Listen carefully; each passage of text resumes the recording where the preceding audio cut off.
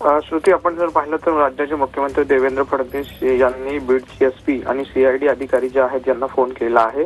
आतापर्यंतचा तपासाचा आढावा जो आहे तो त्यांनी घेतलाय आणि त्यांनी पुढे अधिकाऱ्यांना सांगितलं आहे की एकही आरोपी सुटता कामा नये। तपासात जे दोषी आढळते त्यांच्यावर कठोर कारवाई जी आहे ती झाली पाहिजे, कोणालाही दयामाया दाखवू नका, अशा सूचना ज्या आहेत राज्याचे मुख्यमंत्री देवेंद्र फडणवीस यांनी केल्या आपल्याला पाहायला मिळत आहेत। आपण जर पाहिलं तर संतोष देशमुख यांचे बंधू यांनी आज एक आंदोलनाचा पवित्रा घेतलेला होता।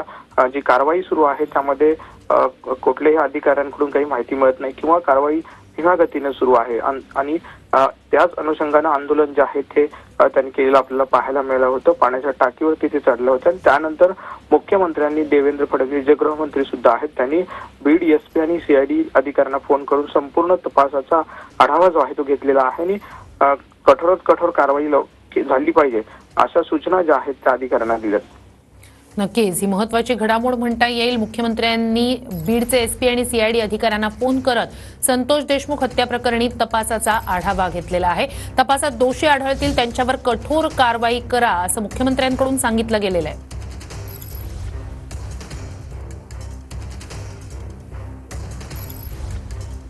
एकही आरोपी सुटता कामा नये असे आदेश मुख्यमंत्र्यांनी यावेळेला दिलेले आहेत।